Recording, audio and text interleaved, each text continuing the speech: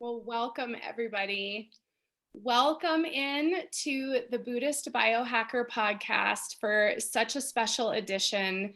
Every single Monday, the first Monday of every month, we are with Janet Rose talking about Mary's messages of love. And this all came about in the midst of our global event, is what we like to call it. And this has led one thing to another, and here we are with the authors of The Way of the Rose, Clark Strand and Perdita. Finn, thank you so much for being here, you guys. It's really just so special.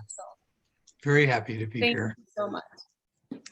Oh, just the energy. I'm just so happy to have you here. And so all of this came about, and I think, and for everybody watching, I guess I should do my little notes here. For those of you watching live, you can absolutely comment, you can ask questions. If there's anything that you want to share, we're happy to have you here, so please fill that out. If you're listening later on the replay on iTunes and Spotify, go to our MeWe group. We have our MeWe forum for the Buddhist Biohacker. It's safe. It's 11D social media, so it's a nice, clean place to be, so don't forget that as well. So there's all the logistics. So anyways, first, we want to share with you how this all happened, because it's such an honor to have both of you here, and we have so many questions, but I think that the magic and the synchronicity of how Our Lady brought us together, and honestly, this book, I read it cover to cover in a day. And I just sat in Cuesta. Oh, it's gonna make me cry. Can't help it. It's okay. My dad bought a cabin in Cuesta a year ago, and I sat next to the Red River reading this book 2 weeks ago, and I just cried and cried and cried. And it was more joy than anything else, but it was just this book connected all the dots of all of this. My journey with His Holiness the Dalai Lama, my connection to Kuan Yin and Avalokiteshvara, and my Catholic upbringing, and how lucky I was. I started painting rosary pictures in the middle of this pandemic, didn't understand it, and I just felt this inner calling coming from her inside of me. And so I want to turn it over to Taria Ward, which a lot of you on Buddhist Biohacker know, because she's been so gracious to be on a few times. And Taria, I would love for you to share your connection to the book and also how this reconnected us. I'm happy to. I might cry too, but I guess that's all right. Everybody gets to, right? Yes. Yeah. You guys are going to make me cry. Okay, you can start. I'll do it. I think it's appropriate. So I was teaching a course, and one of our of the lovely people in the course was just showed this book, said she just read this book. Now, I have books recommended to me all the time, of course, like we all do. As soon as she held that up, I went, what's that book? Show me, wait a minute, what's that book? I don't know. It was like, there was something moving me. I just had to know. And I ordered it probably 5 minutes after we got off of the class. Something was pushing me to get it. And then this was in January. So I got it and I read it. Now, I read it cover to cover, and I've listened to it twice on Audible. I just love hearing your voices. I listened to it once and I couldn't stop, so I listened to it again, and I'm sure I'll do that many times. It's like that's a mantra in itself, just hearing your voices tell these beautiful stories, and the way this is so powerfully written. But the thing about this for me was, that this was in January, almost right after I read it. My oldest daughter was diagnosed with cancer and started chemotherapy treatment. And I felt like this was the lady's way of saying, okay, Taria, I got you. I got you, just hold my hand. This is gonna be hard, it's gonna be rough. And that was even before the coronavirus thing hit. So it was the cancer and all this that's hit. And I just, here's the rosary that was my mother's rosary. She prayed it every day of her 90 years, probably starting at age 12, so 80 years. And so I kept it like a relic, you know, I've loved it, but I never thought I'd pray it. I was never drawn to it. But the minute I read this book, I picked it up, and I haven't had a day where I didn't pray my mom's rosary again. And it connects me to her. And so there's a statue of Mary, probably 3 of them in every room in my house. I've always had that. I just have loved, and I've been to every Marian site. So it's just awakened it all for me. So appreciate it. So then I was on Facebook one day, and Lisa and I've known each other for, I don't know, 15 years or something. 15 years, yeah. And we hadn't had a conversation in a little while. Yeah, wow, a few years. Pardon? I said a few years, probably. Maybe so. Yeah, I think I called you for 2 or 3 years ago, but yeah. So there was a post from Lisa. I hadn't even seen any of your posts in a while, and it was, "Hail Mary, full of grace, the Lord is with thee. Blessed art thou amongst women, and blessed is the fruit of thy womb, Jesus. Holy Mary, Mother of God, pray for us sinners now and at the hour of our death. Amen." That was the post. And so I just immediately knew Lisa had to read this book. So I responded, "Lisa, have you heard of The Way of the Rose?" And she had not, so I sent it to her. And then Lisa immediately came on. She was doing a summit and wanted me to speak for her summit. And we've just been doing a lot of work together ever since then. It was like, and I knew the lady brought us together. I knew absolutely. When I saw that post, I was meant to see that post, that we were meant to connect, that you were meant to receive this. So, and Clark and Perdita, I cannot tell you, every day of my life is enriched by what you do, everything that you do. You keep it so alive, so fresh, so fascinating. All of your research and scholarship and fascinating explorations of thought around all this. It's just, I every day I tune into the Way of the Rose website or Facebook page and am enriched by it. I cannot say how much, and thank you enough. So it's just such a delight to be on with you. So. Well, thank you. And the Way of the Rose, it's her, it's not us. And she makes us all blossom. And I mean, you've been enriching the Way of the Rose website. Yeah.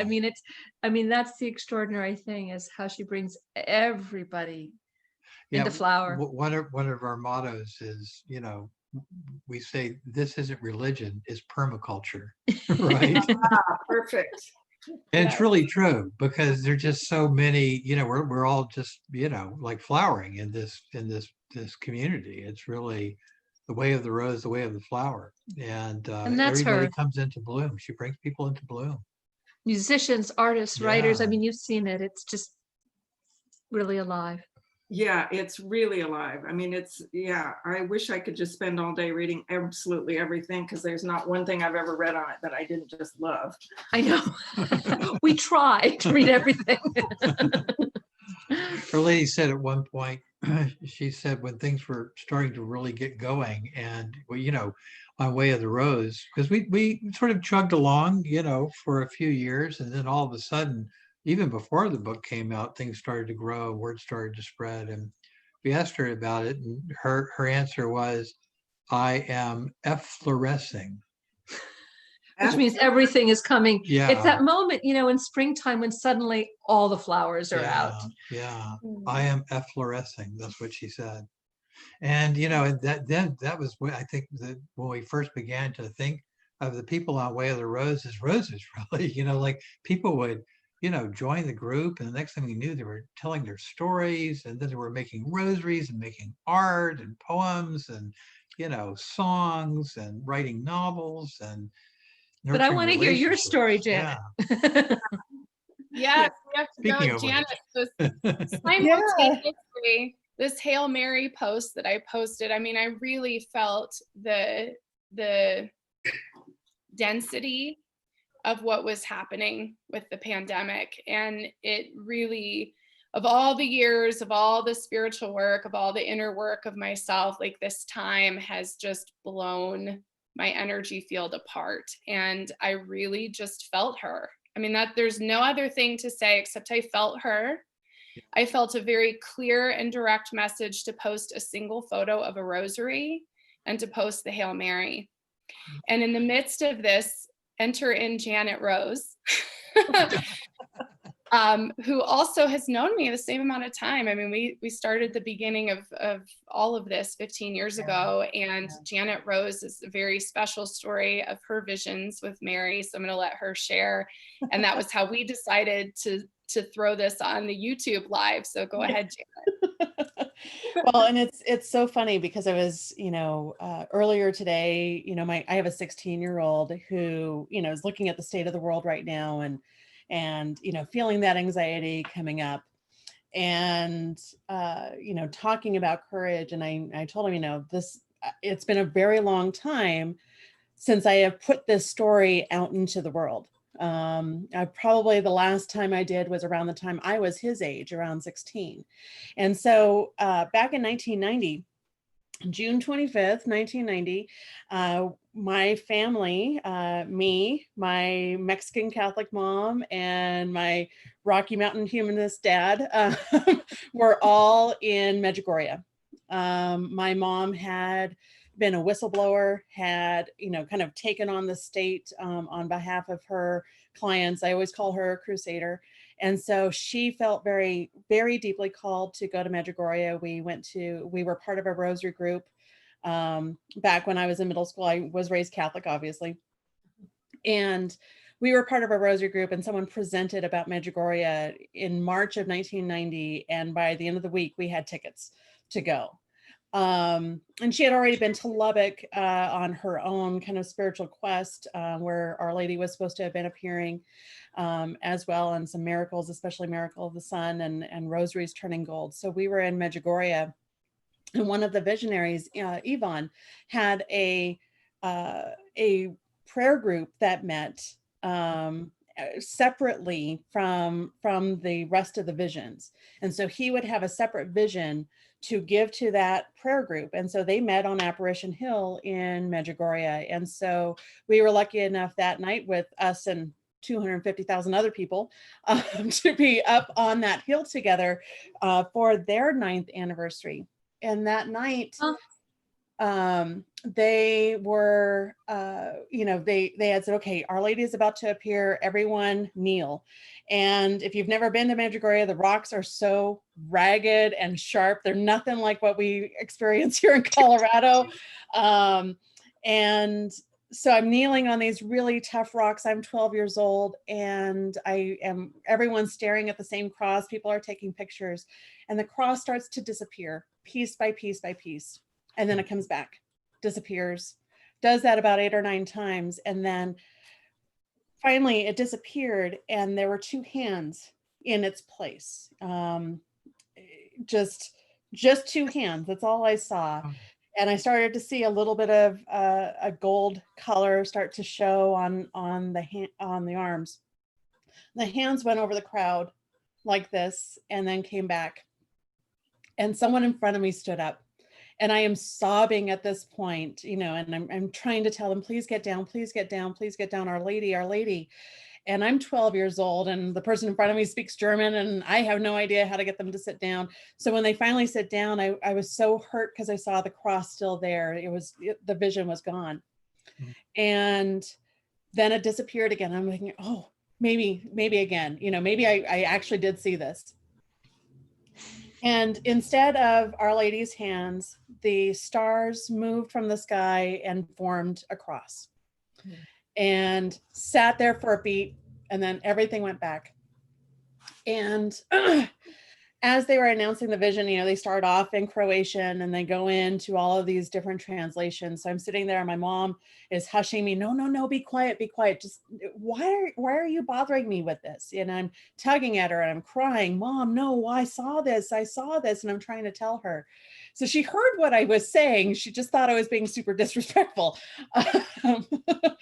And so when they got to the English translation, they talked about how Our Lady was thanking everyone for being there that night. And she gave everyone a special blessing to give to the rest of the world that night. And her hand went over the crowd.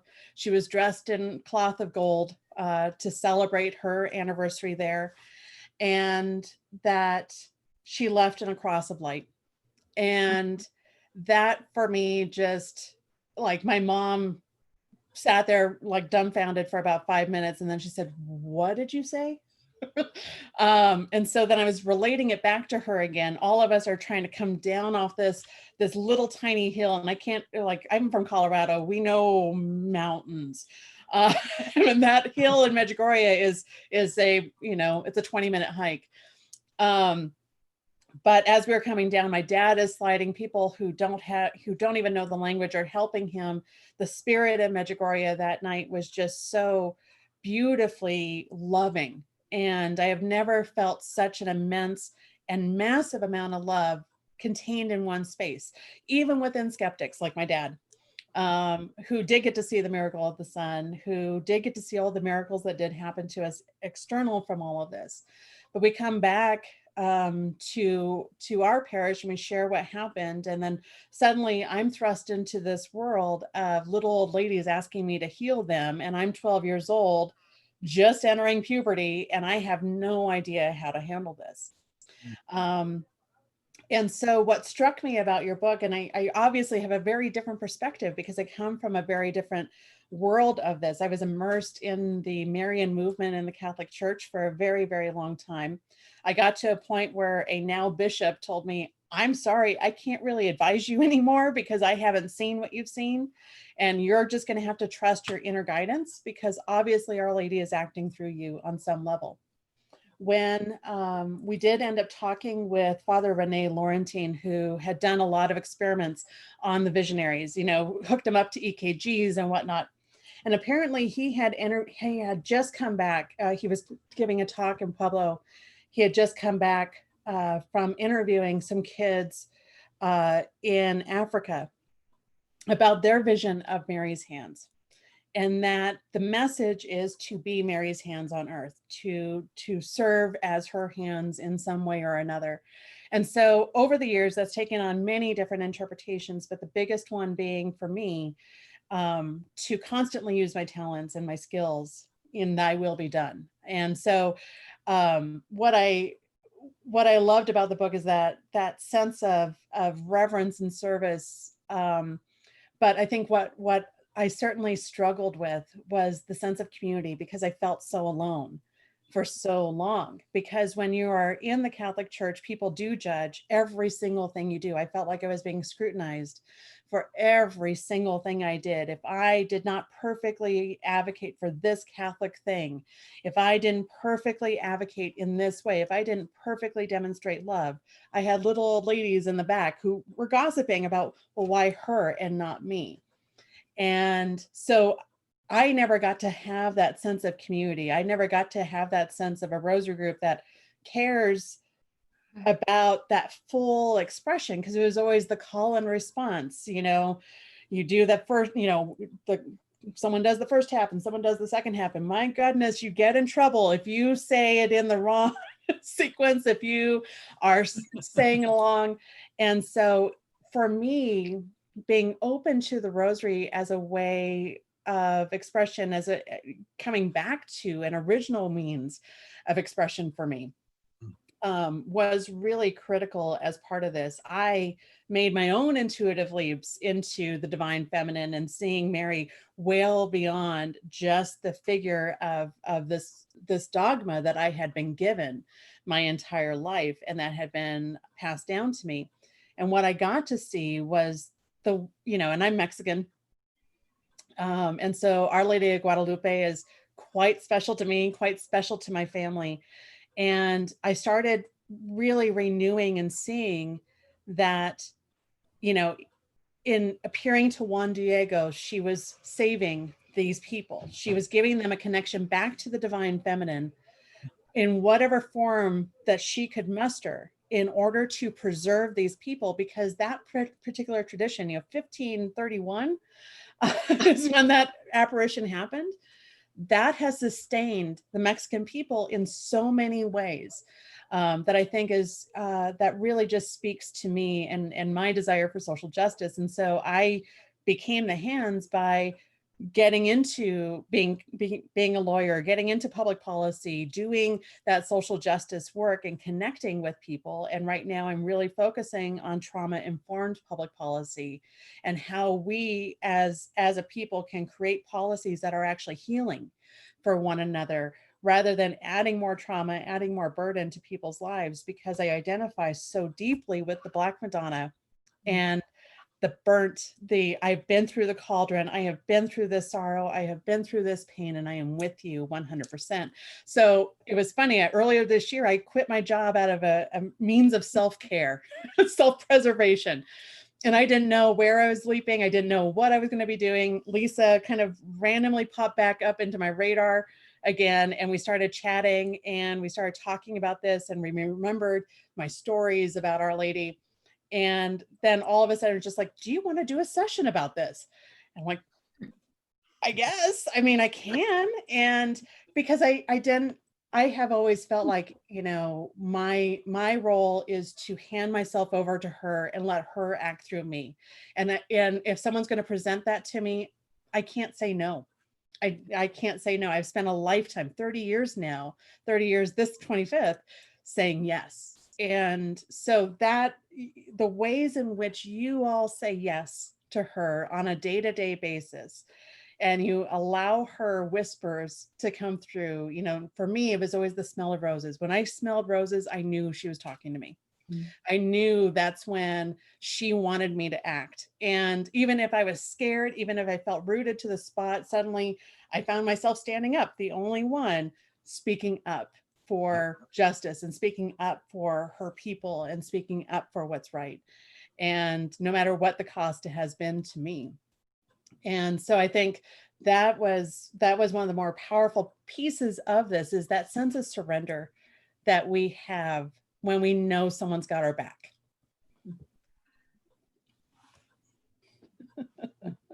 Makes you brave, gets you in your heart. You know, courage just means heart. That's the word cur.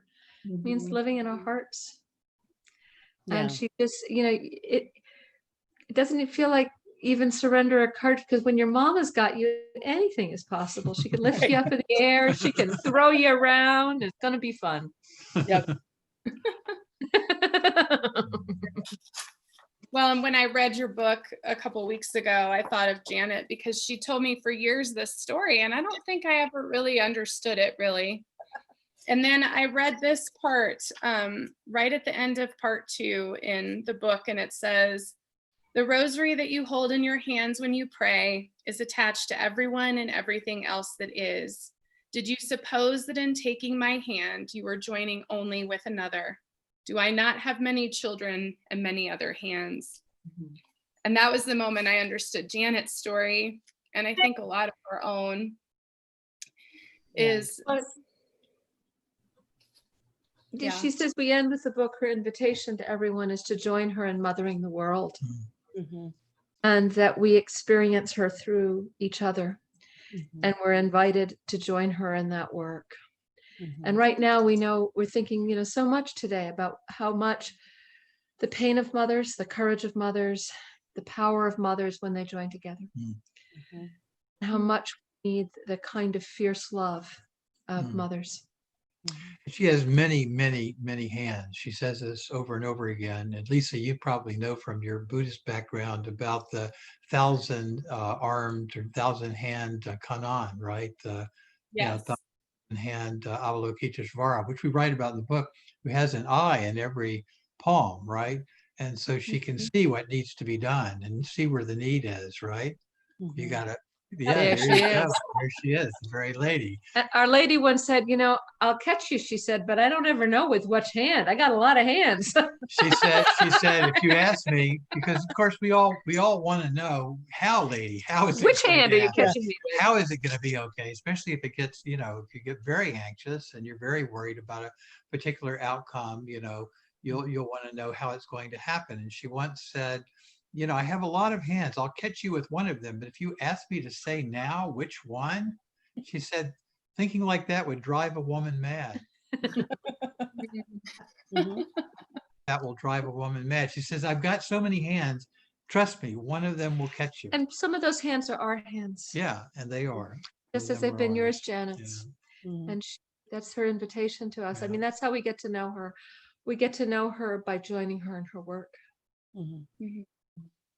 Well, and she definitely, like I said, there was a fierce movement to bring us all together. I mean, truly, this happened within the last 6 weeks, I think.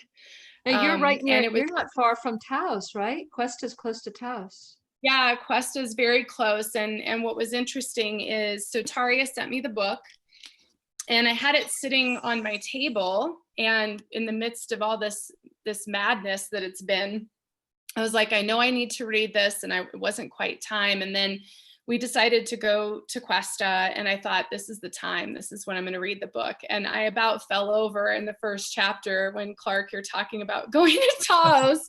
And I was like, oh my gosh, like I'm right by where you had this profound experience. Like, this is so amazing. And then I just kept reading, and I kept reading, and I kept reading, and I was crying. And, you know, I've became a Buddhist in 2009 with His Holiness the Dalai Lama at a teaching in New York City at Radio City Music Hall. And he asked, it was actually a great story that's brief enough I can tell it here. We had a lunch break. It was the teachings of the Bodhisattva, which makes perfect sense. And it was the third day of the 3-day teachings, and we went on a lunch break. And every day I'd gone the same way. So that day I said, you know what, I'm going to go a different way, find a different place to be. It was my first visit to New York City. So I went around the back of Radio City Music Hall, and I literally ran into Secret Service, like ran into this huge man. And I look up, and His Holiness is standing in front of me, and I could not believe it. And I looked at him, and he looked at me, and he waved, and he smiled, and I took a photo, and I was like, holy cow. And right after that lunch break, he came in from lunch, and he said, you know, they say a guru can speak to 1,000 people and an individual at the same time. And he came in from the lunch break and said, I have this idea. He's like, if anyone wants to become a Buddhist, why don't you stand up? And I'll just do your vows right now, like in the middle. And so a bunch of us stood up, and then he asked if any of us wanted to take the vow of the Bodhisattva. And so I stayed standing with a handful of people, and we took those vows. And that was a long time ago. But that journey took me through these incredible beings of compassion, and, you know, Kuan Yin and Avalokiteshvara especially. But what was interesting is it always led me back to my Catholic upbringing and to St. Mary. That's still a part of me, and the Hail Mary is still a part of me. And I saw how it all interconnected. And I think over the last few years, maybe I forgot, or maybe it just became quiet. And when I read this book, it was like that same awakening, you know, that same like spring is here. It was this rising of all of these beautiful, you know, little seeds and droplets all my life going into this one space. And here it was happening in Cuesta, right next to Taos, where your book begins. And I got up from and this is what started me writing On the Way of the Rose, because I got up from reading the book. I had to stop. I was about 40 pages away from the end, and I was like crying. And I'm like, I just have to like stop for a minute. And I close the book, and I get up, and I'm walking, and I was watching my feet. You know, there's some anthills and things at my dad's cabin. And I look, and I'm like, I see this on the ground, and I'm like, no. I was like, no, that's not what I'm seeing. And I reach down, and I pick it up, and it's a rose. Oh, wow. And I just cannot believe it, even as I'm telling this story. I just could not believe it. And my dad's cabin had been empty for over a month, was the last time they had been there. So I called my dad right away. He's very mystical too, which is so wonderful. And I told him what happened. And my dad said, well, he said, I know where the rose came from.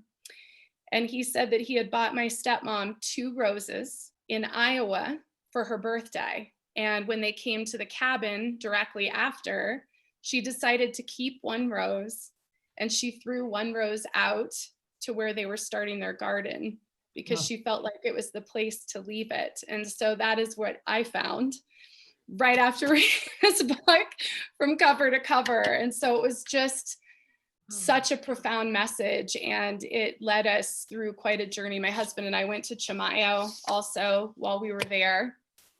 Our Lady said that's the womb of the world. Really?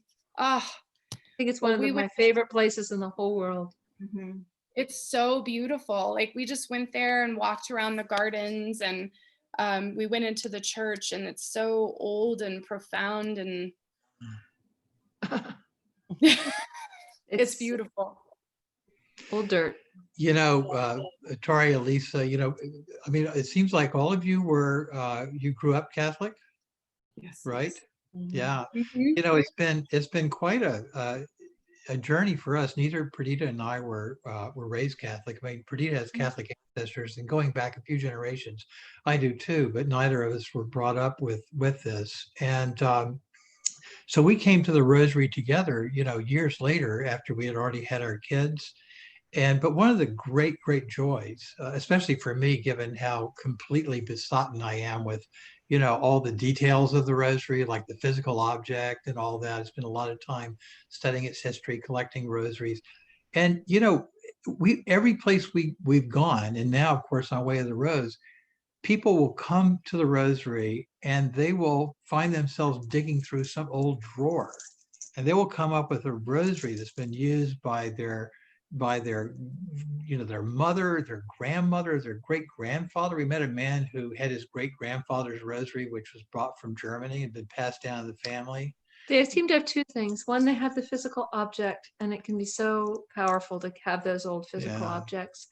I mean, I pray on 2 different rosaries, so each of my children can have one. I think of them myself as filling them up with prayers, you know. And but the other thing they come with, Janet, is their stories of Our Lady. Yep. Every single person on Way of the Rose has these stories. Yeah. It's Clark and I before COVID, we were traveling around the country for 4 months, and everywhere we went, we'd say to people, "Why are you here?" And these were the stories that would emerge. Just amazing stories over and over again. Over and over again about, I mean, I have to say, my very favorite story, if you don't mind me sharing it, is a man in Minneapolis. We were there in December, and he came up to us afterwards. He had a rosary and wanted us to sign the book. And I said, "Why are you here?" And he said, well, he had been a Buddhist, but an atheist. And there are a lot of Buddhist atheists. And he was very angry. And he was out cleaning up the alley near his house, which was filled with trash. And he was sort of furiously picking up the trash, raging, you know. And all of a sudden, he saw through a chain link fence a piece of cardboard, which he reached to pull out. And he got it through the fence and saw it was a picture of the Virgin Mary. And he thought, how can you throw a picture of the Virgin Mary away? This is awful. This is what's wrong with our culture. He wanted to. And he said, thought, I should just throw this away. I'll throw it away too. It doesn't mean anything to me. It's just a picture of the Virgin Mary, but he couldn't do it. So he brings it inside. He doesn't throw it away. And he brings it into his house where it sits on the kitchen counter for a couple of weeks. And he can't do anything with it. And finally he says, I guess I have to make her an altar. And then he makes her an altar.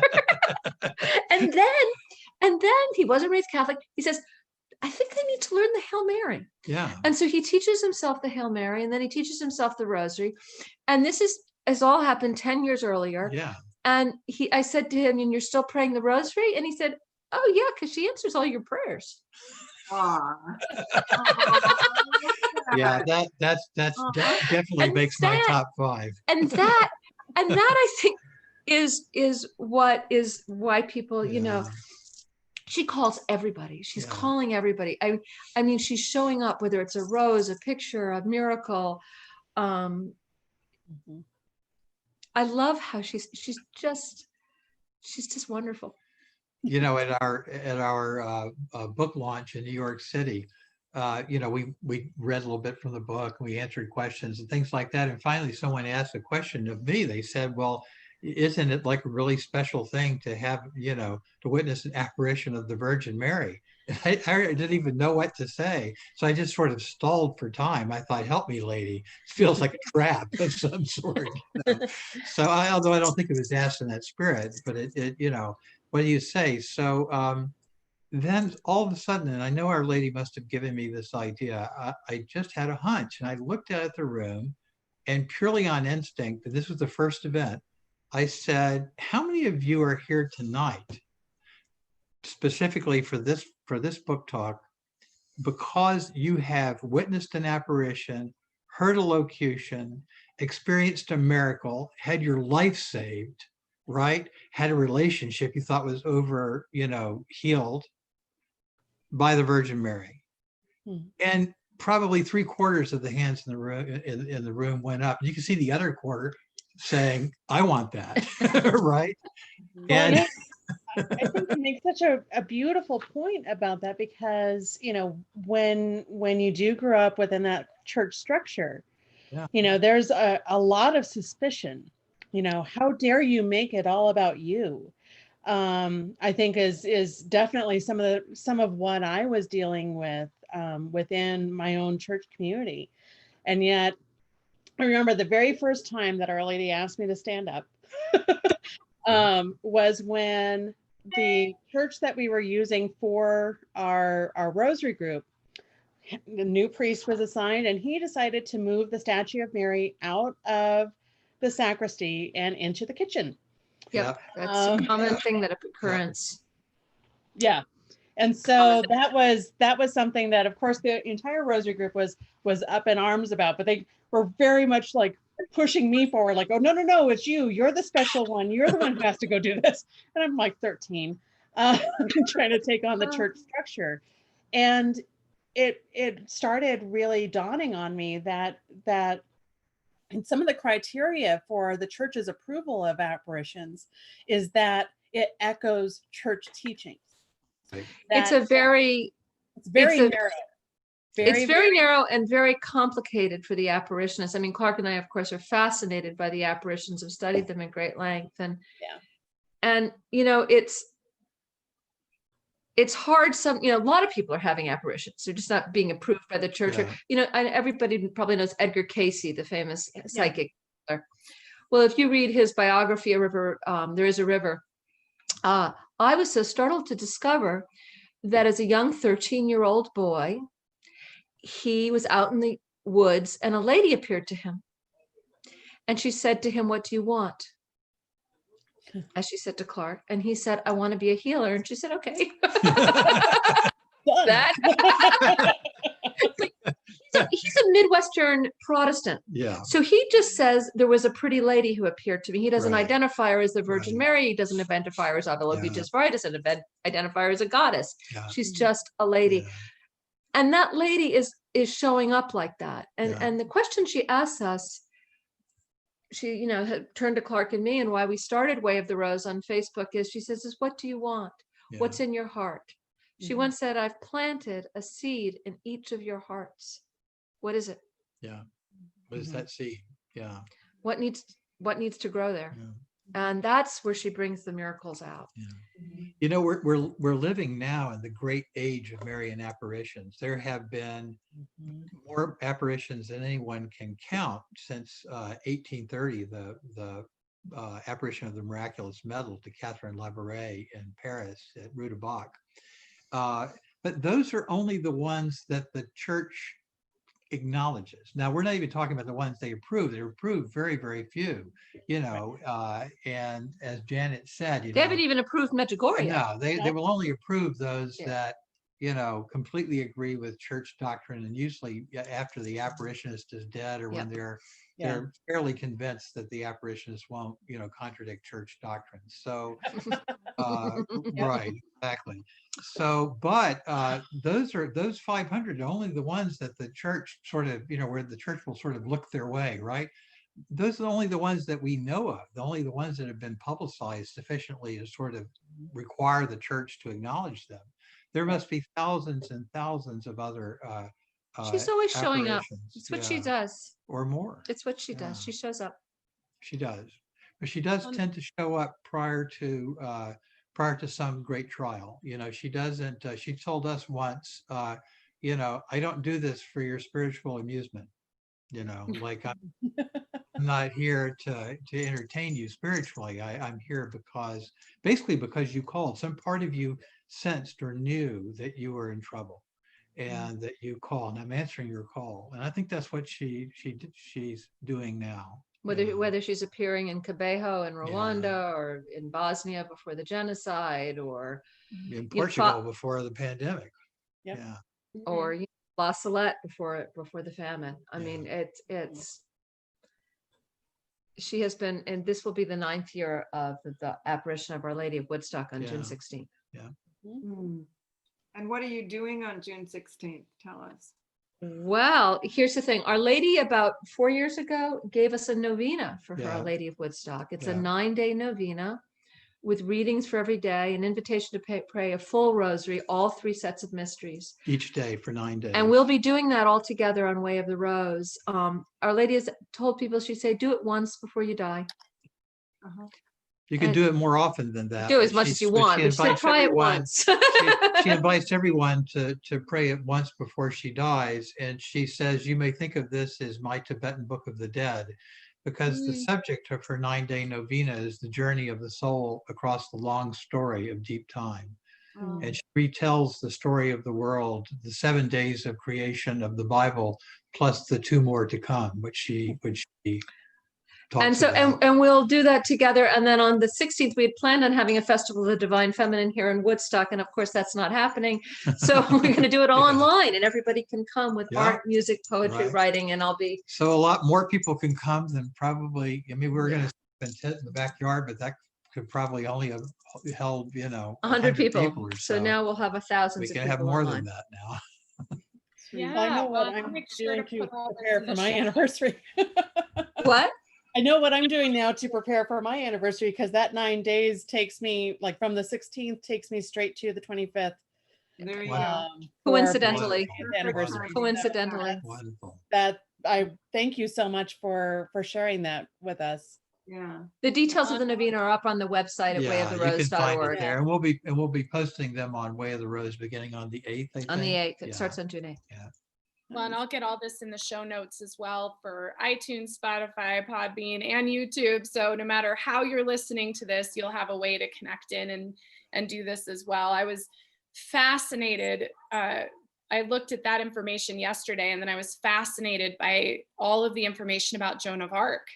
Oh. I really didn't know that much about her. I don't know if you want to say anything about her, but it was just that information was just, I couldn't stop reading it. I'm just so interested in that.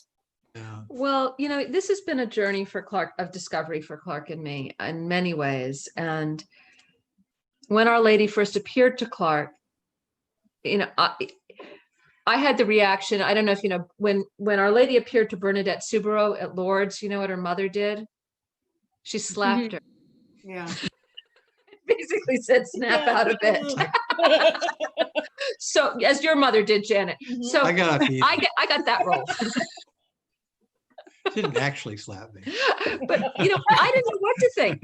I have this, Clark is a pretty grounded guy, Buddhist, we're very spiritual, but nothing like this. What do you do when your husband, who isn't on any meds, seems to go off his meds? I mean, I didn't know what to think. I knew he was having an experience. And the thing that he told me was, he described her with short auburn hair. And for whatever reason, I said, it sounds like she looks like Joan of Arc. And that was something.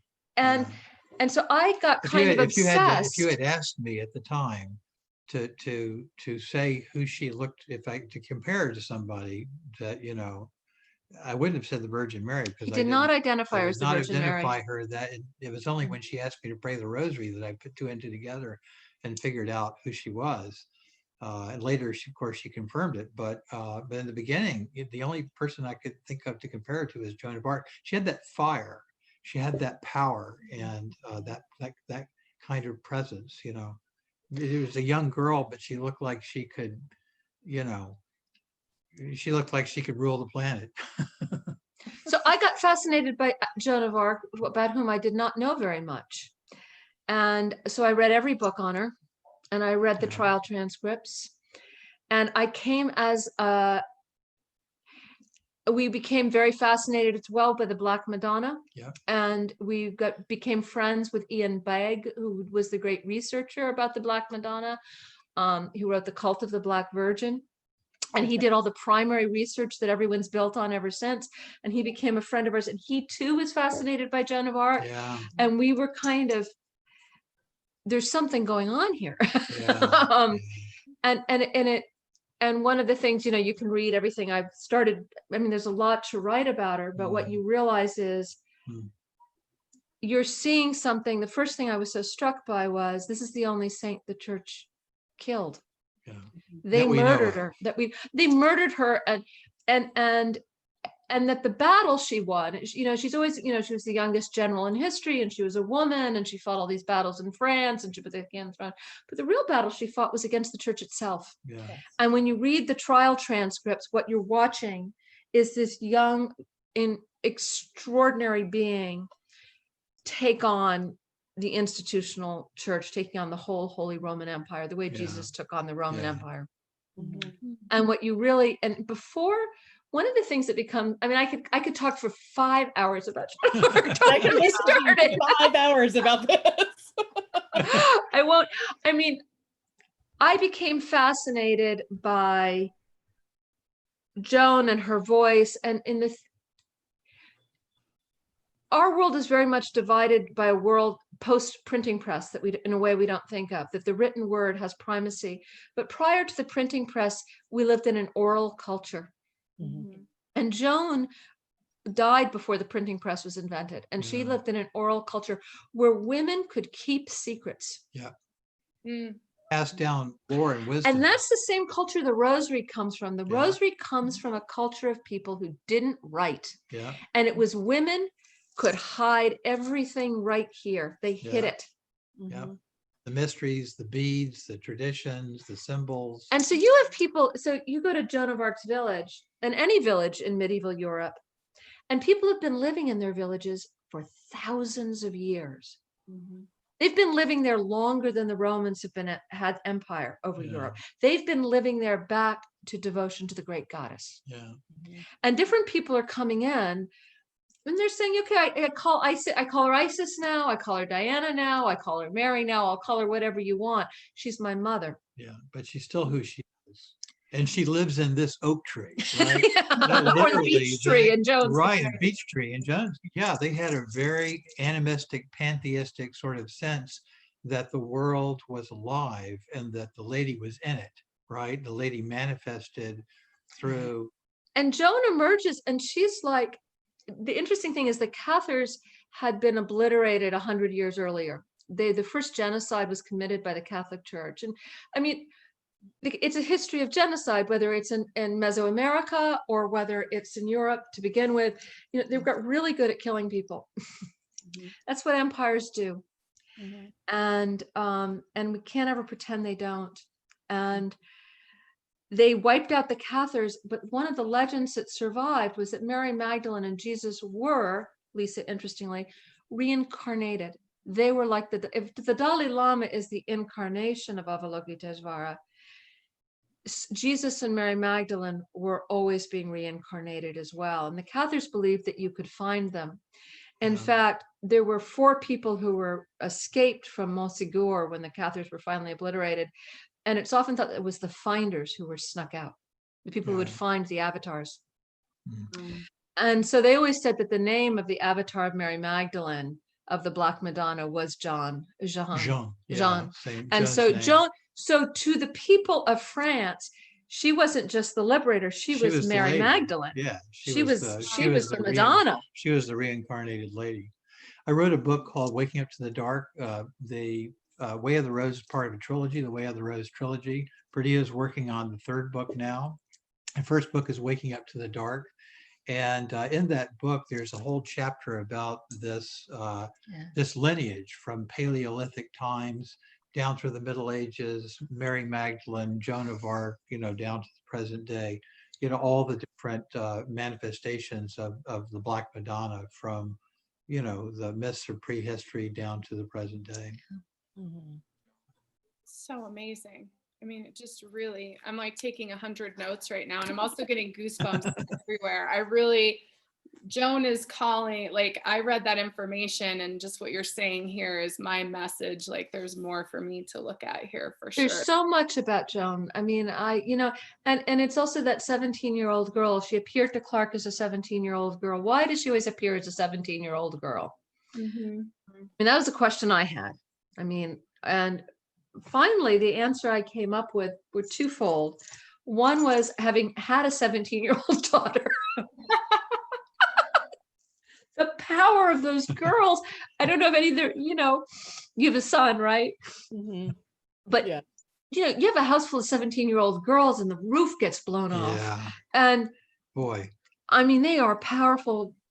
You look at the Greta Thunbergs of the world. Look at Yeah. these. I mean, My Zen master used to always talk about the death of the ego. And I thought when my own daughter was 17, I thought, what the hell did he know? He didn't have he didn't live with a 17-year-old girl. What did he know about the death of the ego? reforming the patriarchy one daddy at a time.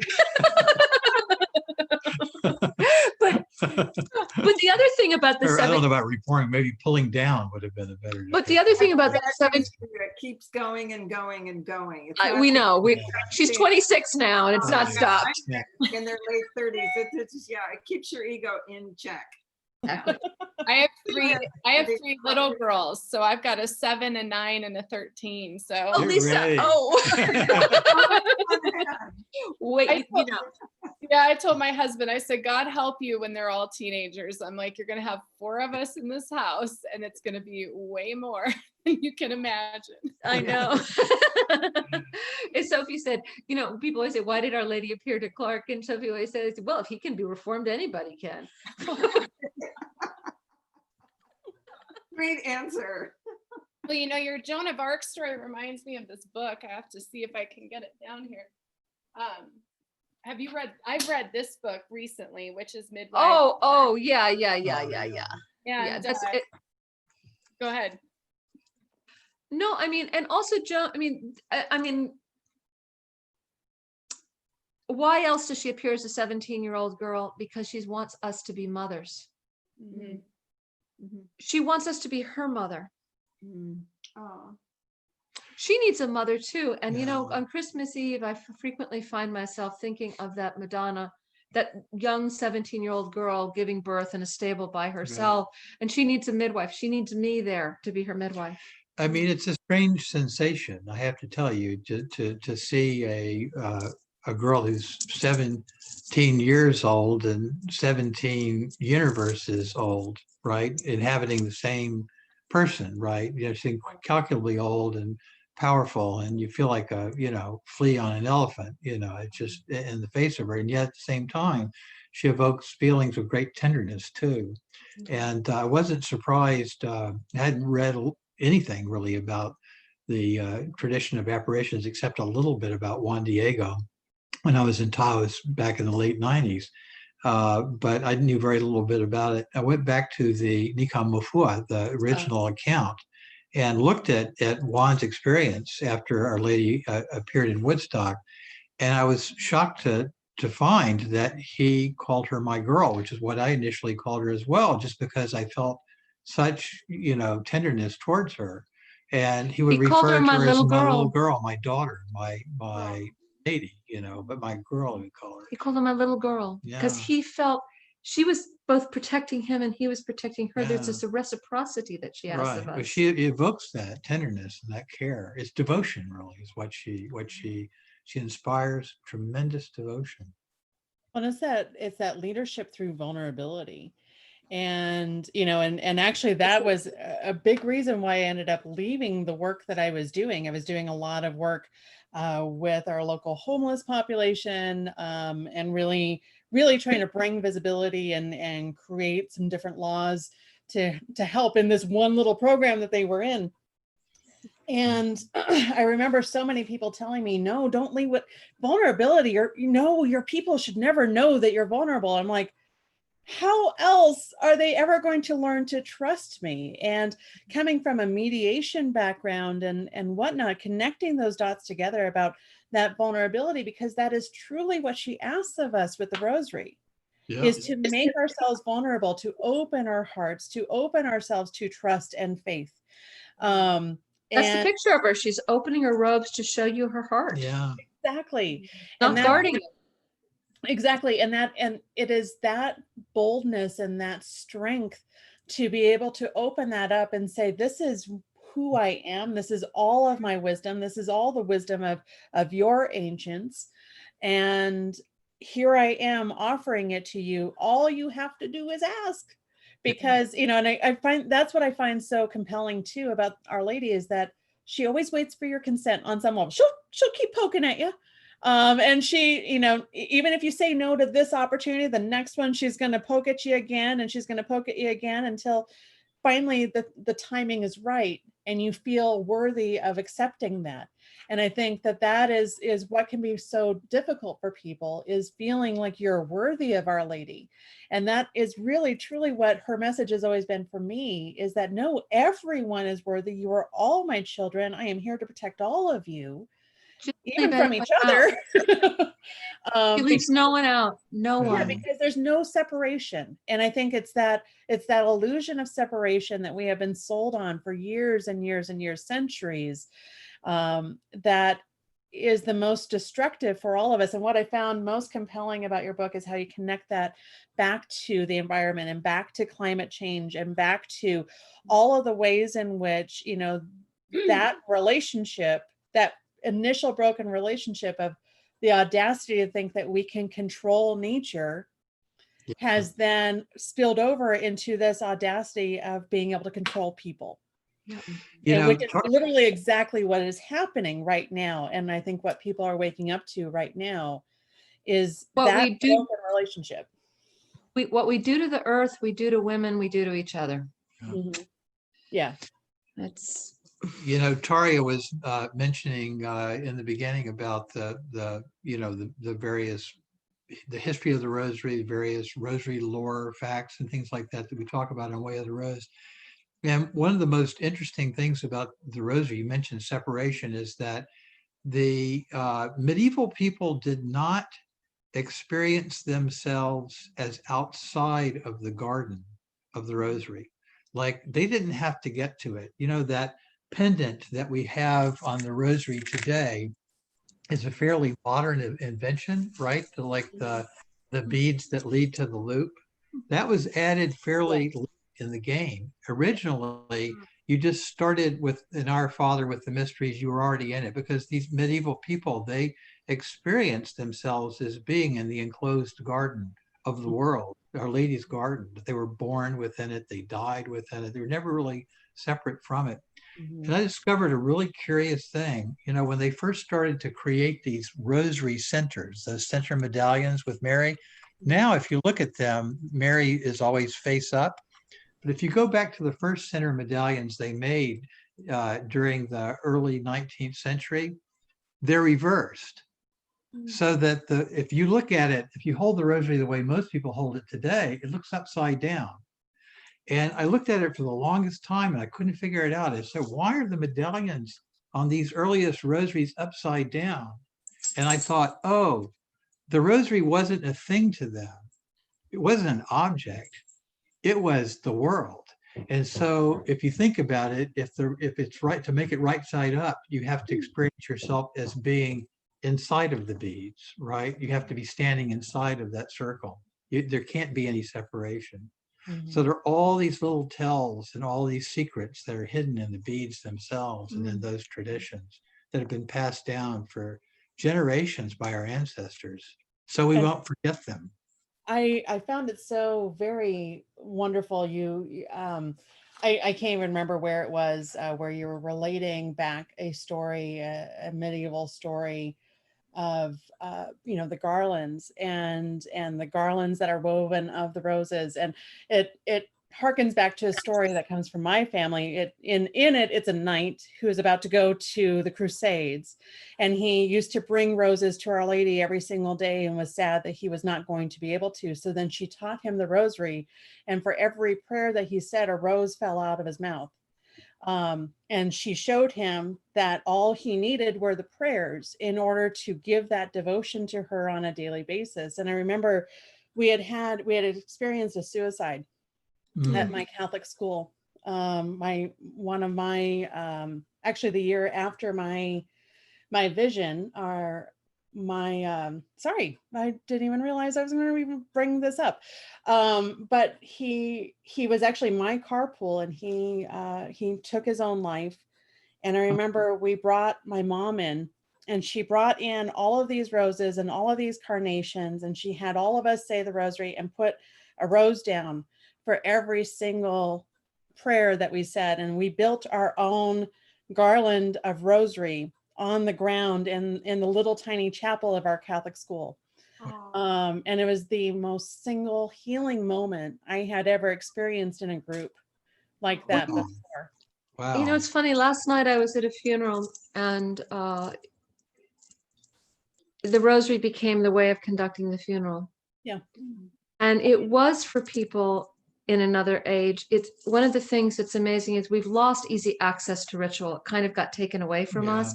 Ritual used to be the home altar, not the altar in the church, right? The hearth was the altar.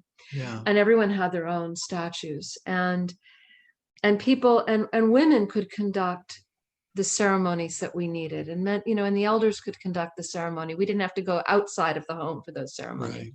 Yeah. And the rosary gives us a way to process grief, Yeah.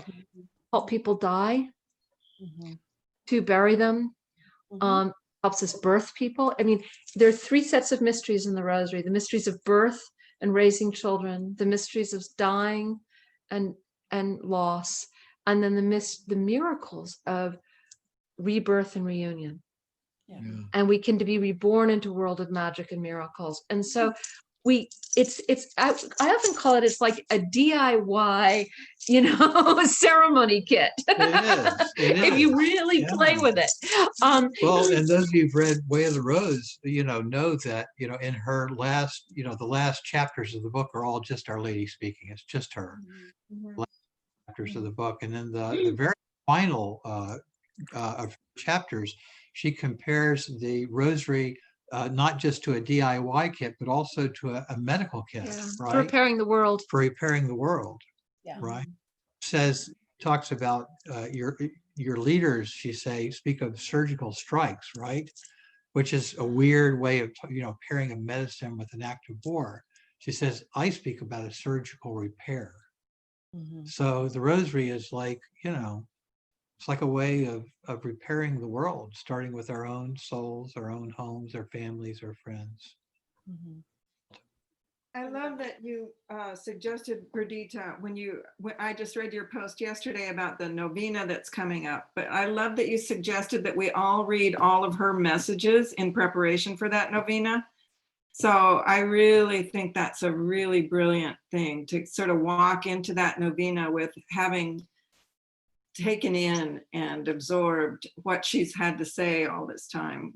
She's been speaking since 2011. In the beginning, her messages were more sporadic, and they're contained in the first 2 books, The Waking Up to the Dark and The Way of the Rose. Then she began in 2015 making regular public messages. She speaks now on the 16th of every month. All of those messages from 2015 are on the website, and some of the earlier ones. I may try, for the sake of the 16th, to get all of the earlier messages onto the website. There are a lot of them. Yeah. But she's been preparing us for these times. I mean, what she's basically said is the world you've made is unreal and needs to fall to pieces. So my world can be reborn. She says the human order is not the real order. That she says the order that you've created is really disorder. And what she said, and whether she's going to Medjugorje, what she said at Medjugorje was, pray the rosary. I don't care what you are. You're Catholic, you're Buddhist, you're Jewish, you're Hindu, pray the rosary. But she gave that message to young Catholic peasants, who right? told everybody to pray the rosary, but the people who ended up praying the rosary were mostly Catholic. And so then she appears to a Buddhist. It's, me. People figure if a Buddhist can pray the rosary, anybody can pray the rosary. And so our job is to bring it to everybody and to say that because holding the rosary is holding her hand. And she once said, if a mother is holding her child's hand and there's danger, she can yank the child to safety. Yeah. But so don't wander off. Don't wander off. But During she says, the most terrifying thing as a parent is when, and it's the fifth mystery in the rosary, your child is lost. Right. And if there's danger and you can't find your child. Yeah. Yeah. Yeah. That's I mean, it's like the times we're living through now, it's one thing to lose your child in a grocery store, like to look around and your 4-year-old or 5-year-old has wandered off and not to know where they are. It's one thing to do that under ordinary circumstances, but in the middle of a hurricane, a fire, or a pandemic, or a shooting, or an active shooter, it's another thing. So lately she's been saying, stay close, hold me by the hand, have your rosary, keep your rosary, meaning keep me, hold me with one hand, with the other hand, reach out to your children and to those you love. She says, if I yank you out of the way and you're holding on to them, they come with all of us. Yeah, I love that. I do. Me too. One thing I wanted to share, just kind of an interesting, and I'd like to get your thoughts on it, is, Perdita, you spoke, I think it's in the last chapter you wrote in the book, and you were talking about going from the heights of time down. And I can't help but be some kind of bizarre spiritual physics person. I don't know how that's happened, but the time constructs to me are of deep fascination. And I finished that chapter. Let's see, it would have been whatever night it was, Sunday night or something. It was just this last week, right before His Holiness did the Avalokiteshvara Empowerments live online on YouTube. And he, bizarrely enough, but not at all, started talking about quantum physics and said almost identical what you were saying. It's worth the watch. In there about talking about the time constructs and the height of time and the depth of time, and how time ultimately folds into itself, and it's really not. And so I watched this going, this is like really fascinating that the Dalai Lama is having this whole time conversation. I've also gotten many messages of that. And then I'm reading your chapter prior to that, talking about that. And I'm just curious what your thoughts are on all the things that are happening in our world right now. Time has become very flexible and fluid, I feel. And I'm just wondering what your thoughts are about that. I'm just curious. Well, I think the great danger is that we've lived in linear time. We've been, and we think in linear time. We think in terms of progress. We think in terms of history, one event following another. We often put everything into straight lines.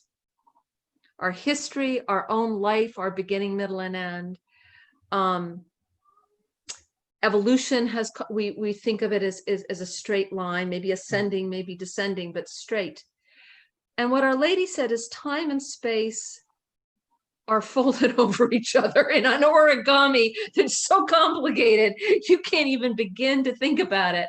And part of the way we learn to live not in the short story of a single life, but in the long story of a soul, is by praying the rosary, because the rosary with our hands, we're teaching ourselves what our minds cannot understand, which is that time goes round and round. And what you find if you come to, at the Way of the Rose, we have rosary circles and meetings every single day, Zoom, phone meetings. And a lot of people have started to say, oh, I realize the mysteries are folded over each other. Yeah. Sometimes I'm dropping in and out. I'm not just doing the mysteries round and round. I'm spiraling in and out of the mysteries. And these mysteries of the Rosary were based on the Mediterranean mystery, the Eleusinian mysteries, the mysteries of Isis and Osiris. And those mysteries were designed to initiate you out of the short story of single lines, to get you back inside that big, we call them mysteries and we forget they're big mysteries. They are not answers. They're not dogmatic answers. Mhm. Time is mysterious Mm. and we feel it, right? We have deja vu. We experience these. Strange synchronicities and Suddenly we're in one place and 2 or 3 places simultaneously, and we're, you're in New Mexico. That's a place where you can see how old time is all around you. Right in the land and the rocks we there. live in the Catskills. It's the same way. You walk out and they're just stratas of rock visible everywhere you turn.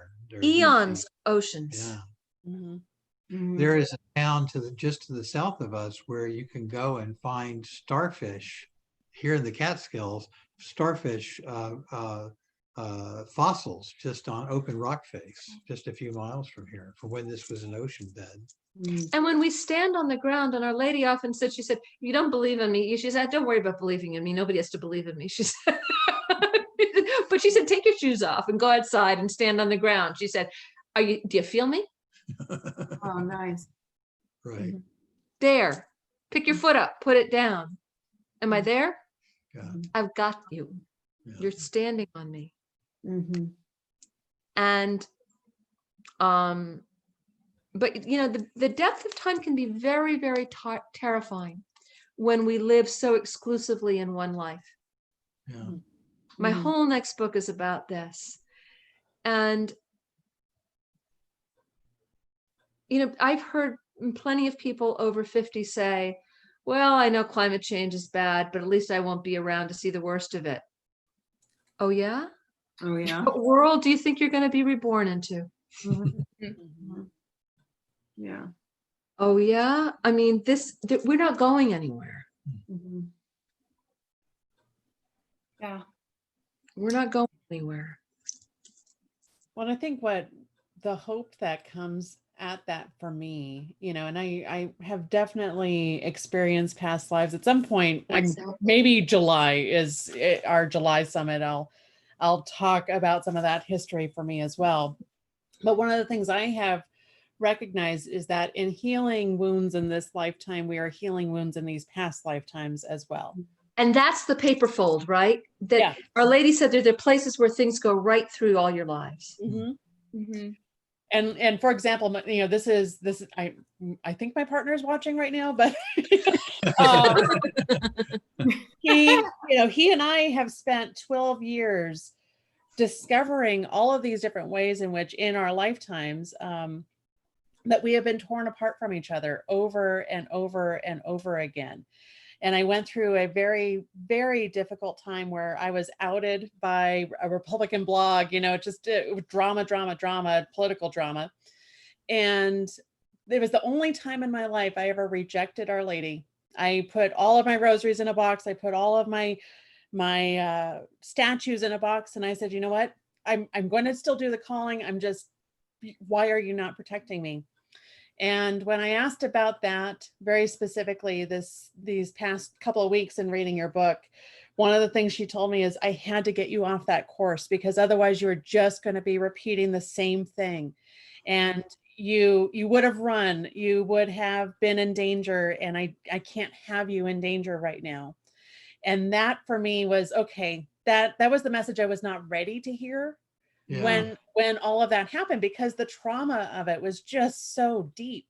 And so I think there's such a huge healing potential, especially for those of us who have been hurt by a church structure or a hierarchical, patriarchal system, a system that decides it wants to control Black or brown bodies. These are the wounds that all of us have been carrying for centuries. And it aligns a lot with what I think what brought Lisa and I back into each other's orbit again in such a deep and profound way is this idea of healing our ancestors. And that was literally the conversation I was having with my son of you have the bones of my ancestors, the cries and the shouts of our ancestors begging you to not let this happen again. Yeah. And all you have to do, even if it's just a piece of art, is try to heal that wound on some level, any of our wounds. on some level. And I love that you work with this idea of darkness, and it really, you know, Our Lady's mystery is in that darkness. It is the light of the moon, the light of the star in the middle of our worst night, our worst dark night of the Well, soul. the one thing I will say is I try to reclaim darkness. We Yeah. punish people by putting them in the light. And we do that because if you turn the lights on 24/7, it will make a person crazy. And we've turned the lights on in our culture 24/7, and it's made us crazy. Yeah.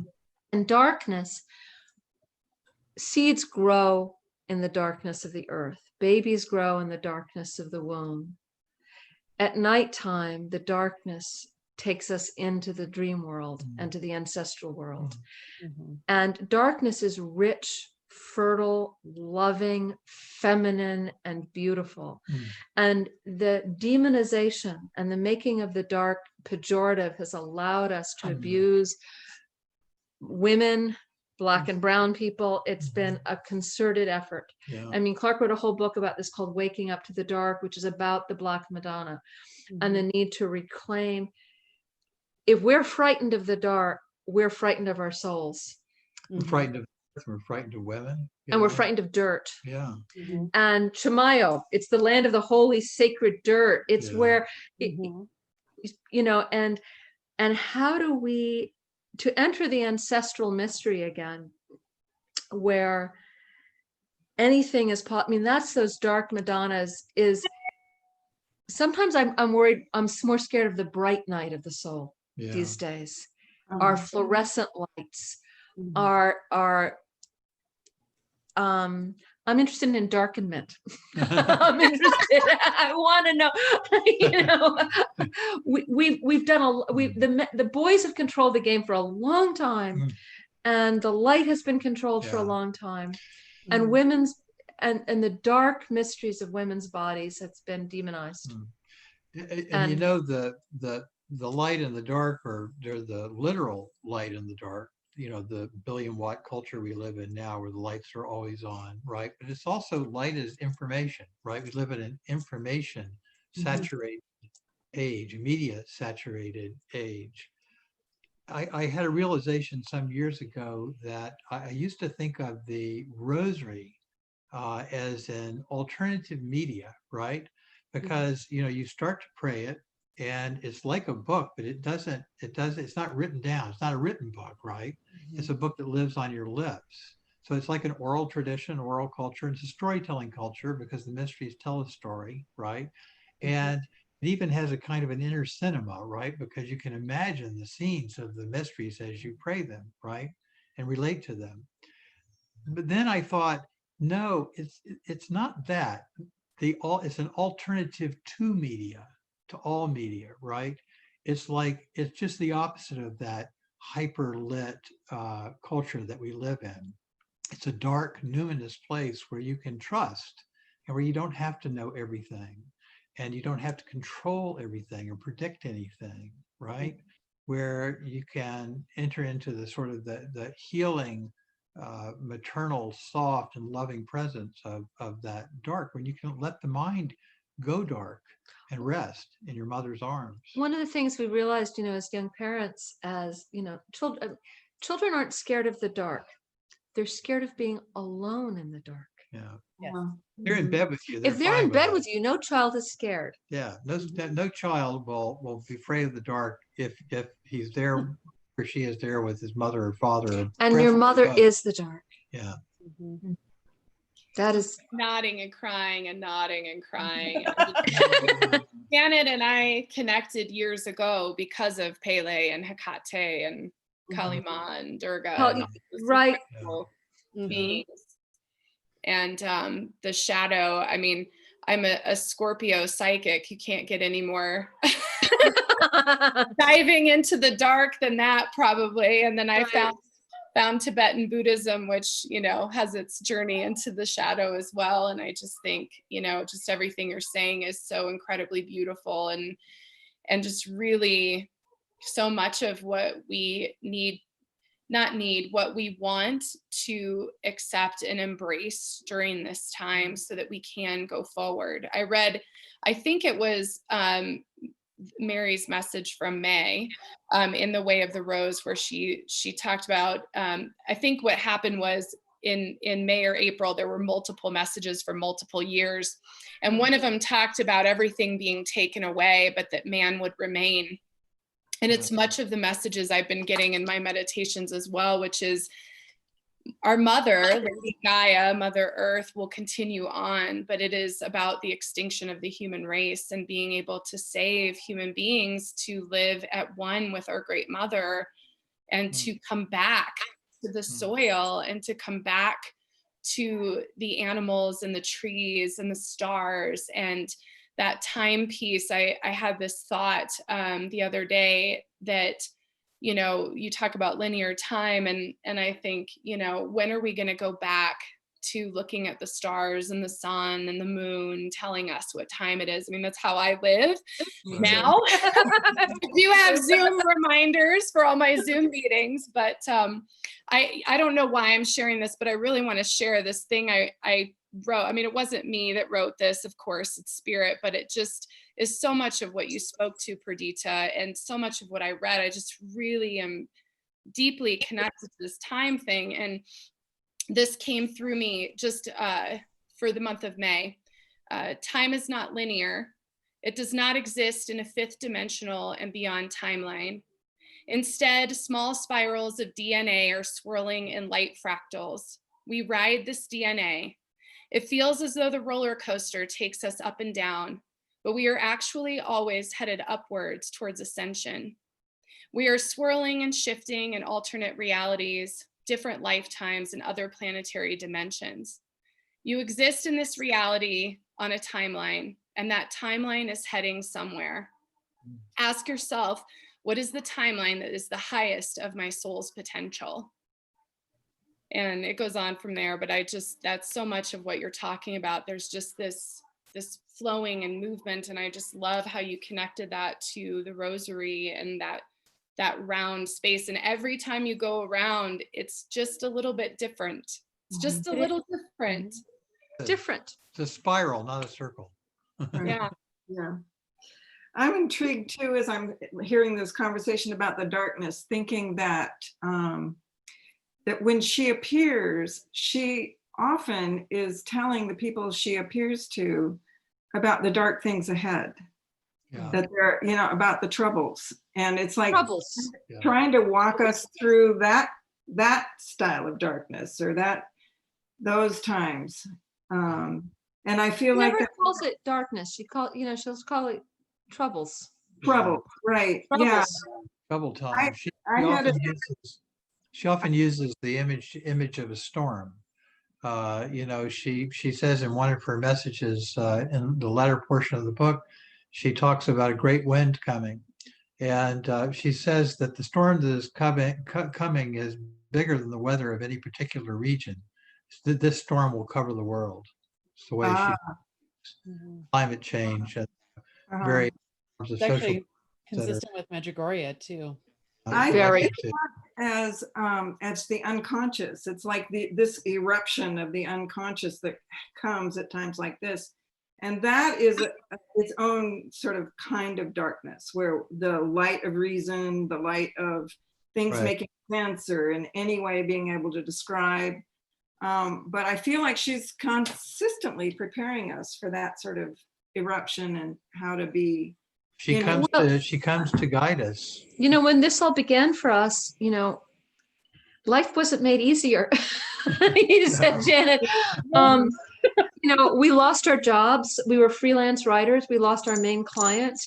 We had no money. We were freelance writers. That meant no unemployment. And our daughter was sick, and no doctor could tell us what was the matter. And she was getting sicker and sicker, and she was bedridden.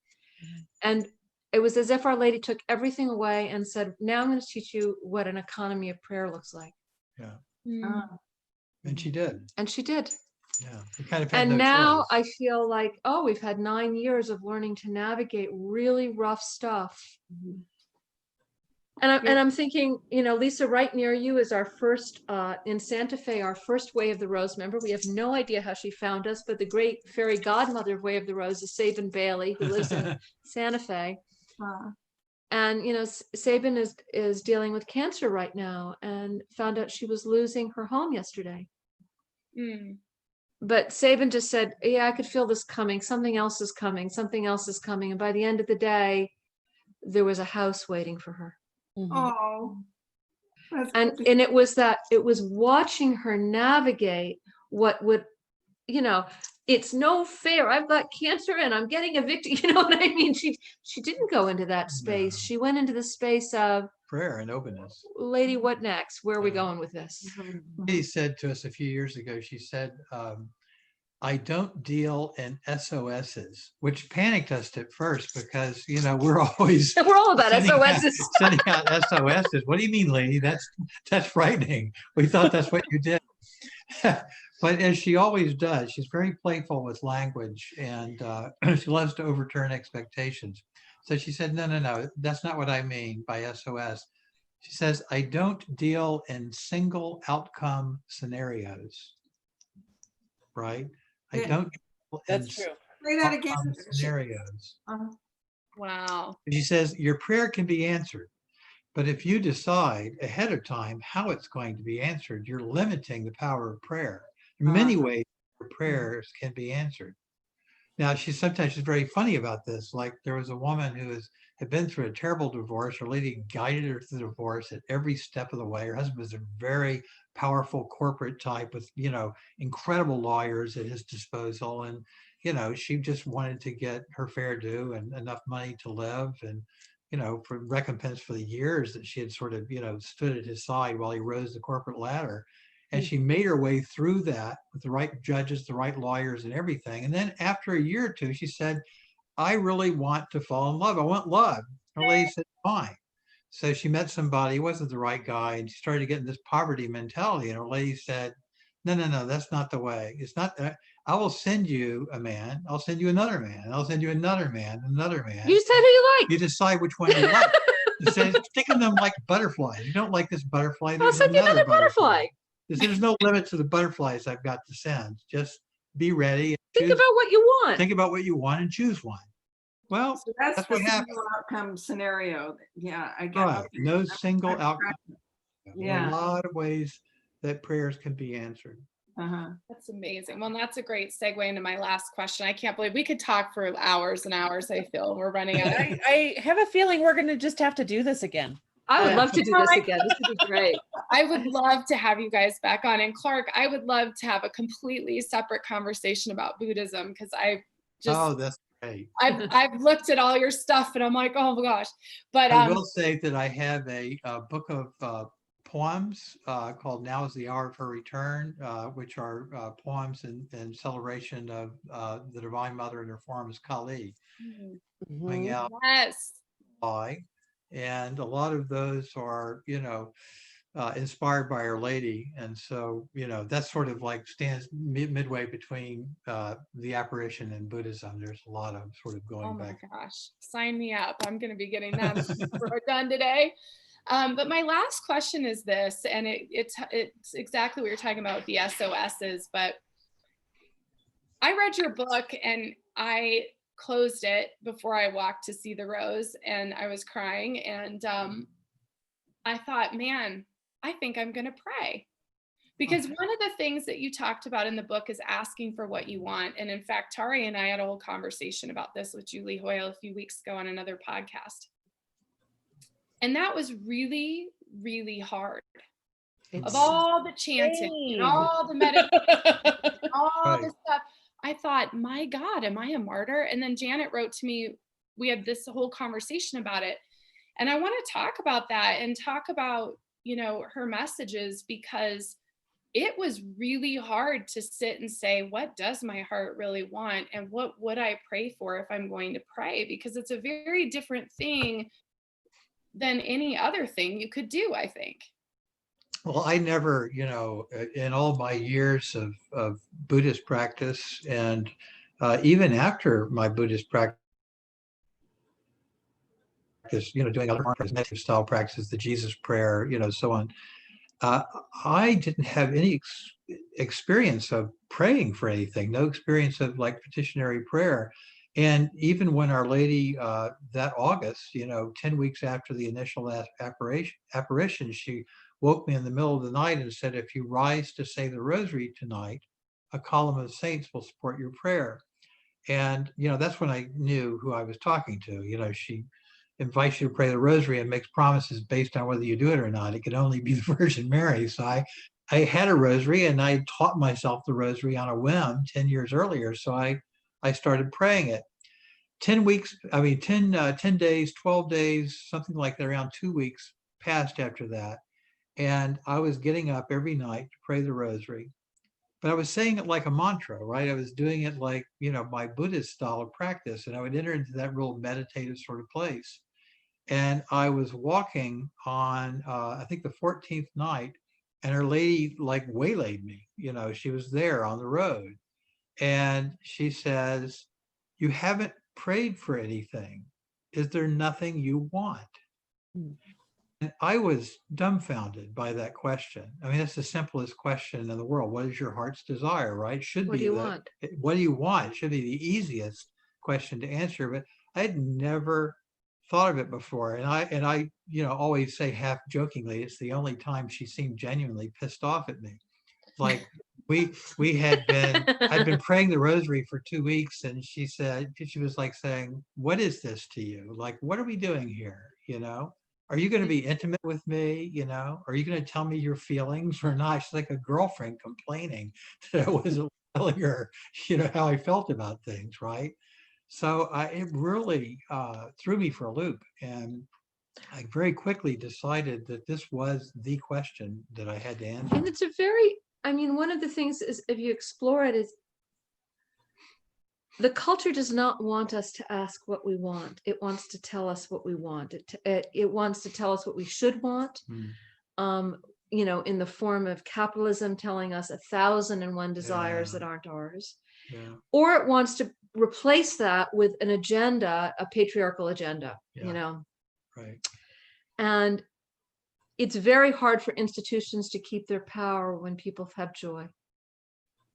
And they're giving birth to joy. And that's what finally the Rosary is about, is cultivating and giving birth to joy. And the prayer for our heart's desire is really, it's like our principal protection, I think in the world that is unfolding before us even now, because, as long as the culture can manipulate us or frighten us or throw us off our game, we're more susceptible. But when we have that inner guidance and that inner sense of what's enough, what's good, what's right. And also just think about protected. what intimacy begins to happen. If you have a child and you say to your child, so what do you want for your birthday? And they say, nothing, I'm fine. That's Said no no fun. child So ever. no child ever, but it's no fun. It's awful. Oh my God. It means I have to figure out what you want to make you happy and I feel crazy. Okay, so that's awful. And then what if your child said to you, I want world peace? And you'd think, oh man, Where do I begin? where do I wrap that up and give it to you? But if your child says, I want a pony, and you say, well, we can't get a pony. or a Red Ryder BB.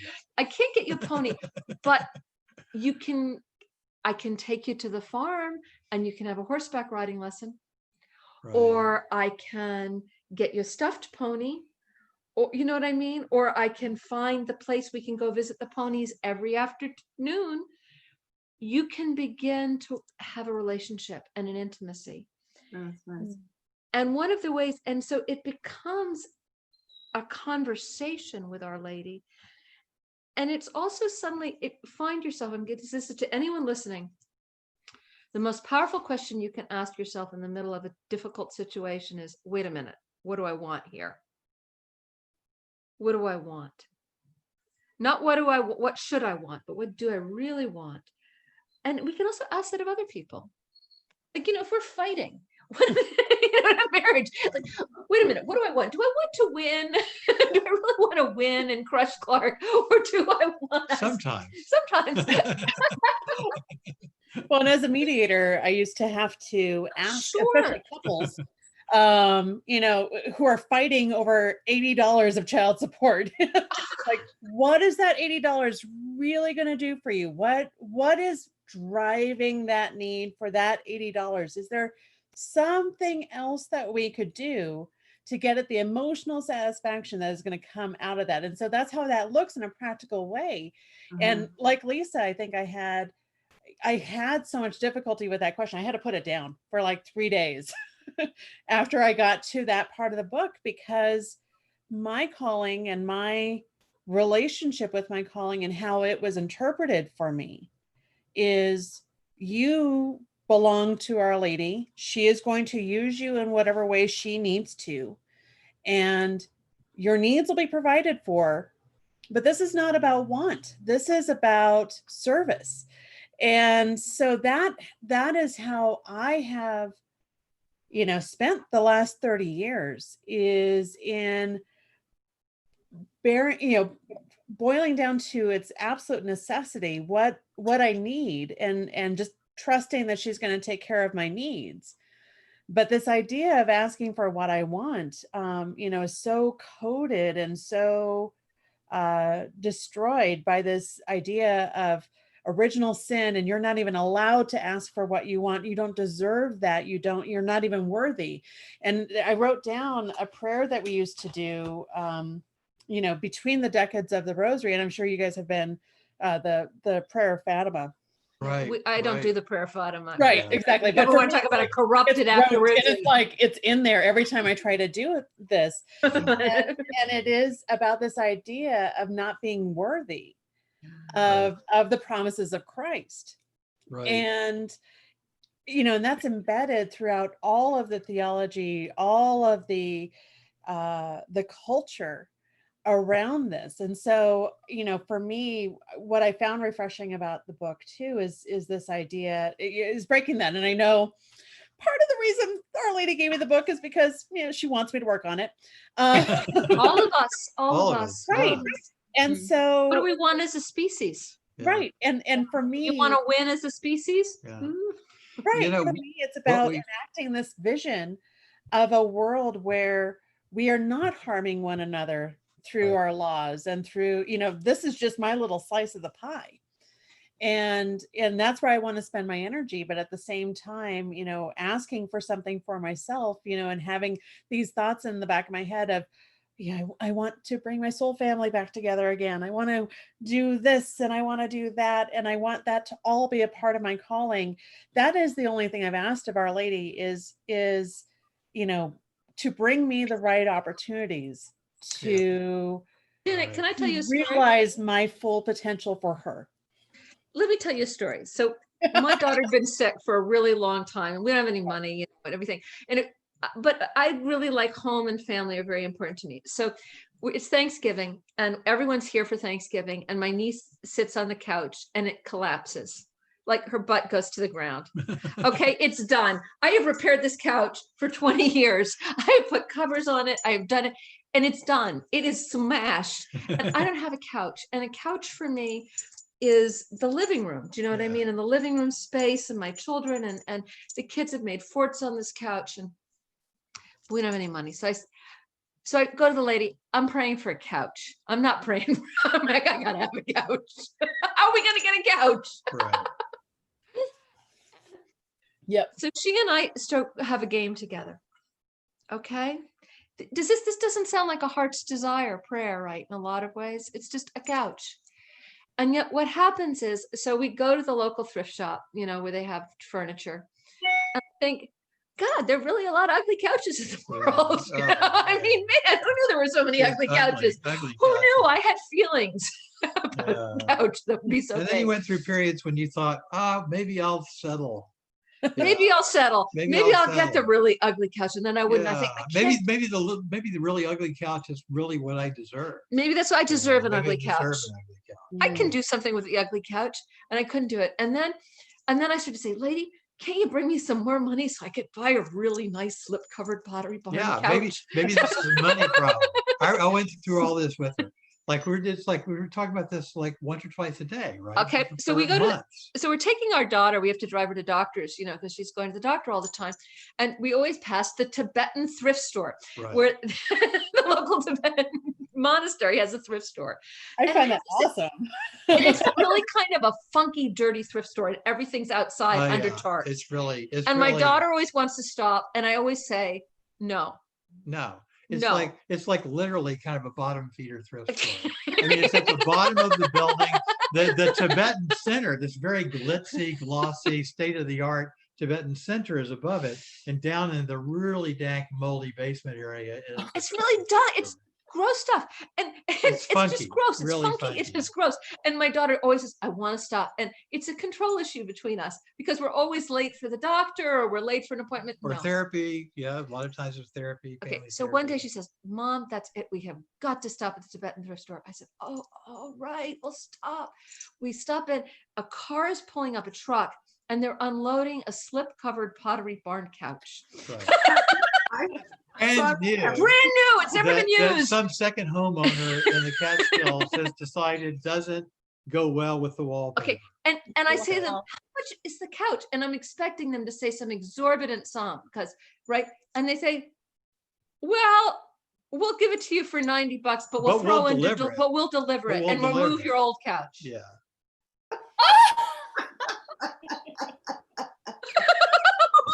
So this became one. Okay, This wait a became minute. an Here we insanely go. popular. There's the couch over there. Okay. Love it. So, okay, this seems like a foolish request. We're not talking about world peace or my calling or how to serve Yeah. humanity. We're Yeah. talking about a A couch. couch. But This this becomes couch, one of the most popular posts on Way of the Road. because what happened The was my parable of the daughter, couch. my daughter looks at me, my 21-year-old daughter looks at me and says, "I told you so." And she's thrilled. She And this is another thing about Our Lady. Our Lady always says, she says when in granting prayer, she says, "I never only do just one thing." I'm not answering one She person's says, prayer. "I never answer a single prayer." Oh. Like you think that your prayer, you're offering a prayer and your prayer is being answered. She said, "I don't work that way. The Mhm. prayers are always multidimensional." So she gave Perdita her couch and she gave Sophie, "I told you so," Which was her prayer. Love which was her that. prayer. And also the couch is the symbol of our family and our Yeah, animals and our yeah. home and our joy. And she's happy to answer prayers like Yeah, that. yeah. And we can pray for, we pray in the Our Father, give us this day our daily bread, but we don't live that way Yeah, anymore. yeah. Mhm. We don't live like hunter-gatherers. We you don't know. live, hunter-gatherers prayed for food, shelter, travel, health, and their daily bread. And they would totally have understood thrifting. Yeah. They would have understood thrifting. Thrifting is kind of a modern version of that, you know. And Not a lot of money. You don't need a lot of money. And A lot sometimes of when we say, hunting around for things until and you we- find we- just what we you need. teach And it ourselves that doesn't we- need to be new. I've heard a lot of people, Clark wrote a lot about a Buddhist group called the Soka Gakkai, and they get mocked by a lot of other Buddhist groups because they believe in petitionary prayer. And they get mocked saying, "Oh, that's the Buddhist group where they pray for cars." Yeah, they chant. Yeah, the thing when I first started writing about this group, you know, I don't know, at this point, right around the time of the Iraq War, so it was like almost 18 years, and I wrote a book about them called Waking the But let Buddha. me get to the point. So they get mocked for praying for cars. But the truth is, if you're a single parent, Yeah. and you can't get to work without a car, to chant for a car is to pray for the livelihood of your family. And it's a point of privilege to imagine, to mock that kind of Yeah. prayer. I always thought that I was practicing the middle way. And then when I met this group and saw how incredibly socioeconomically diverse they were, and you know how ethnically diverse they were, I suddenly realized that what I thought was the middle way was really the upper middle way. Yeah. But when Our Lady says, "What do you want?" she's asking you each day that question. Maybe it's just peace with your children. I mean, Yeah. if you're a parent, you don't have any trouble knowing what to pray for, right? Right, no, that's absolutely true. I mean, it just doesn't, like you said, it doesn't end, right, Taria? It just doesn't end. Your prayers for them. And And so we can ask for those things, and also to pray for what we want in terms of work. I watched a woman pray for love, and she was terrified to pray for love. And she said, I refuse to go on dating apps. And then her dentist asked her out on a date. Now they're married. I love it. But when, okay, but this was a woman who ran all the mental health services for our county. Yeah. And she worked really hard taking care of people nobody else wanted to take care of. Yeah.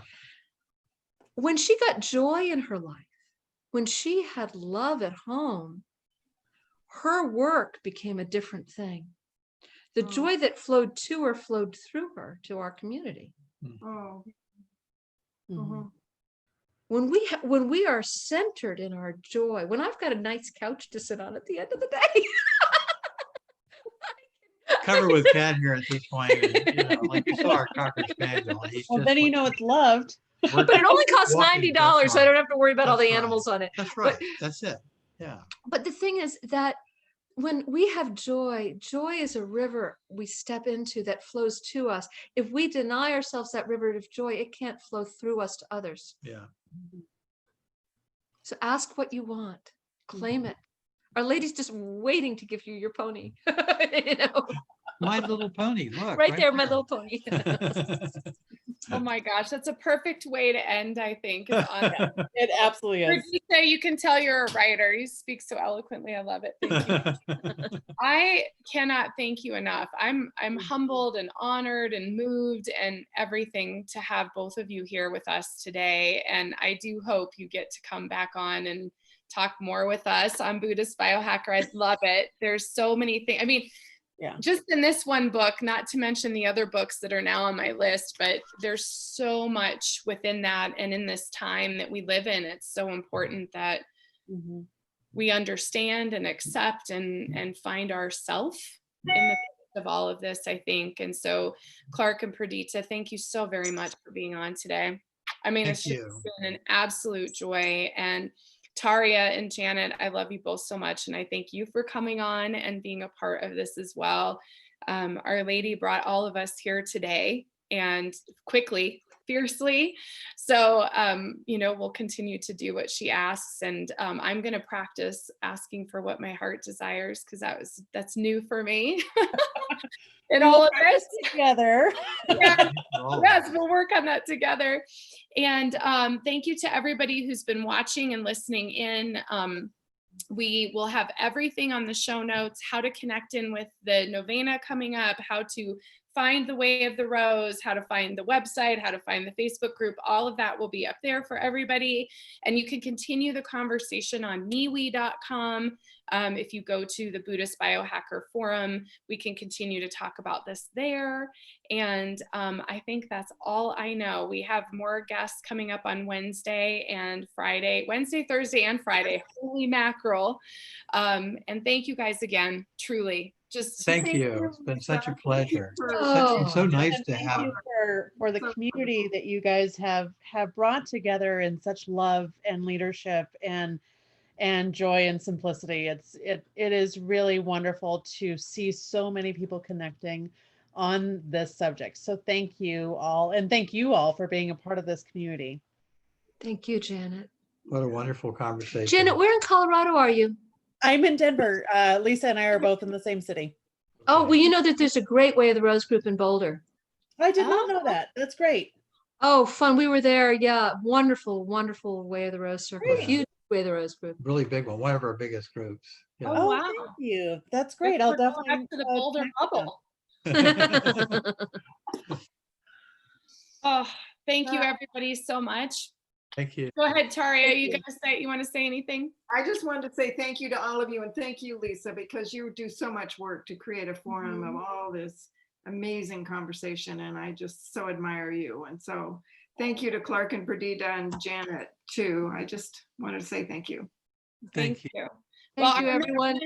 Our mission of Buddhist Biohacker is to create conscious content. So if you're looking for media to connect in with that's real and heart-centered, and this is the place to be, I think. This is my mission, and the mission really of all of us. It's our community and our show and our space to make a change. And it really is about, you know, saving us as a human race and bringing us back to the earth. And this is definitely one of the ways to do it. So thank you so much. Thank you to everybody. So much love, and have a Thank great, you, great Lisa. Thank you, day. Janet. you. Thank you, Teresa. You. Thanks, you. everybody. Bye.